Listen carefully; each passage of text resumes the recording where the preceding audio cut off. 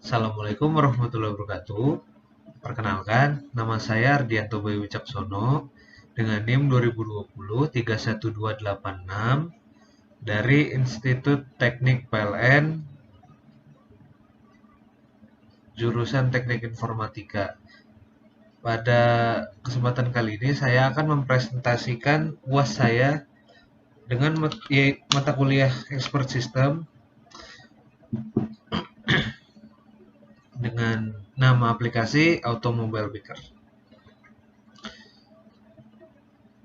Tentang Automobile Picker itu, banyak orang kadang susah dalam membeli sebuah kendaraan karena ketidaktahuan mereka tentang kendaraan, seperti apakah kendaraan ini enak dikendarai, apakah kendaraan ini aman dalam segi safety, apakah kendaraan ini cepat atau tidak. Untuk mengatasi hal tersebut, automobile picker hadir dengan fitur-fitur yang dirancang untuk memudahkan orang yang tidak mengerti kendaraan agar dapat memilih kendaraan yang sesuai dengan kemauan. Metode yang saya gunakan itu adalah metode Depth First Search. Metode ini merupakan metode pencarian yang dilakukan dengan mengamati setiap node di setiap tingkat graf sebelum bergerak menuju ruang yang lebih dalam. Atau dengan kata lain, penelusuran yang dilakukan adalah dengan mengunjungi setiap node pada level yang sama sehingga ditemukan goal state-nya. Contoh, pencarian kendaraan yang cocok untuk user dengan menggunakan metode BFS, yaitu dengan menampilkan kriteria satu persatu dalam satu tingkatan secara horizontal pada pohon keputusan. Metode BFS ini memanfaatkan antrian untuk menyimpan node yang harus dikerjakan. Jika node bernilai positif, maka anak node tersebut akan ditambahkan ke antrian yang paling belakang. Peringkat akan menuju ke tingkat yang lebih dalam ketika semua node pada tingkat sebelumnya telah ditelusuri. Pencarian akan terus dilakukan sampai semua node bersangkutan berhasil ditelusuri. Ini adalah depth first search yang saya buat pada diagramnya. Pada yang pertama itu home. Pada saat user membuka aplikasi Automobile Picker, itu user dapat memilih ke tiga menu, yaitu motor, mobil, atau browser. Pada saat apakah kita memilih motor, itu akan menjadi pertanyaan untuk K1, K2, dengan keterangan yaitu K1 itu motor sport atau tegak, dengan K2 penggunaan harian atau mingguan, K3 jarak jauh atau membawa barang,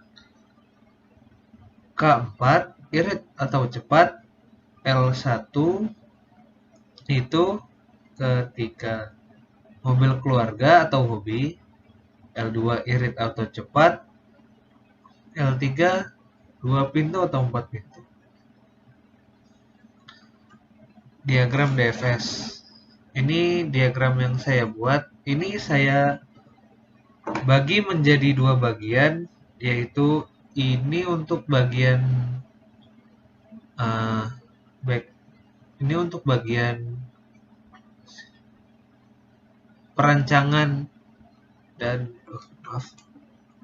ini untuk bagian rancangan dan pembaruan, ini untuk interface user. Pada awal, ahli pakar memaparkan fakta-fakta, lalu setelah ahli atau pakar memaparkan fakta-fakta, engineer membuat rekayasa pengetahuan. Setelah membuat rekayasa pengetahuan, masuk ke basis pengetahuan, yaitu berisi fakta yang diberikan oleh ahli dan aturan berupa logik. Lalu ke interpreter dan schedule. Habis ke interpreter dan schedule, ada penyaring pengetahuan yang setelah itu akan masuk ke basis pengetahuan lagi. Karena di basis pengetahuan yang kedua ini sudah ada pengetahuan atau fakta-fakta yang disaring. Lalu balik ke interpreter schedule. Di bagian user itu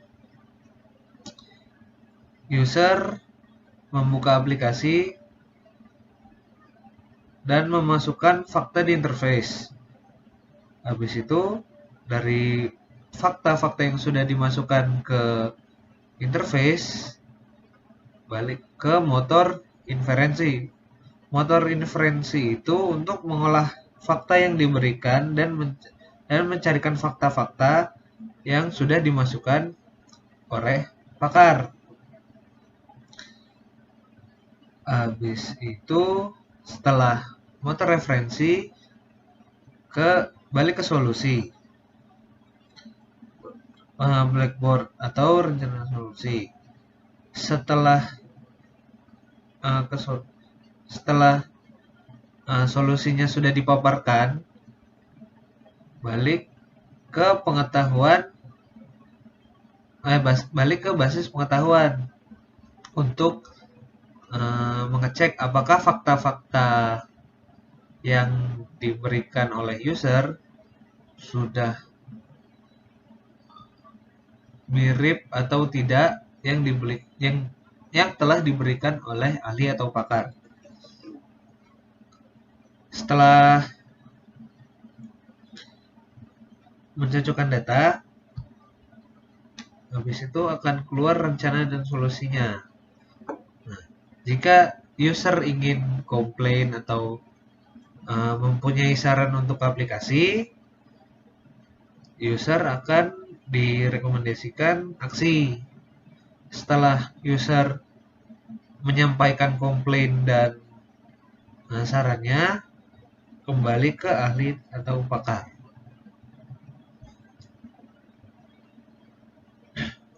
Interface pada halaman utama ini adalah saat user membuka aplikasi. Pada halaman utama ini terdapat 3 pilihan menu, yaitu browse, motor, dan juga mobil.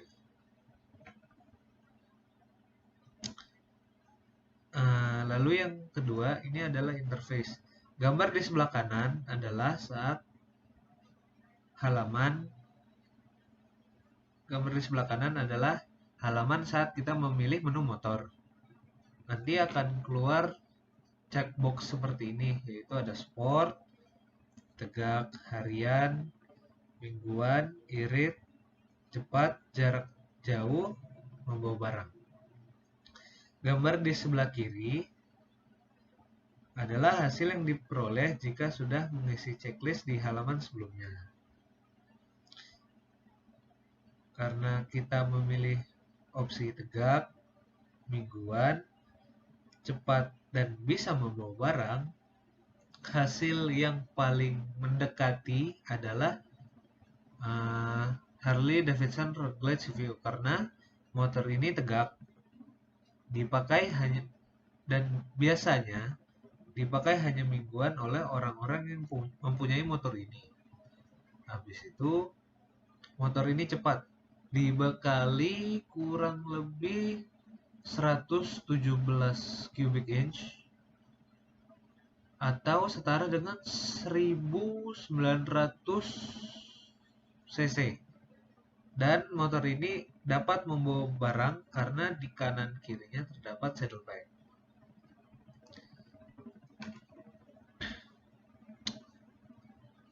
Terima kasih atas perhatiannya. Kurang lebihnya mohon maaf. Maafkan saya juga jika ada kesalahan kata. Terima kasih. Assalamualaikum warahmatullahi wabarakatuh.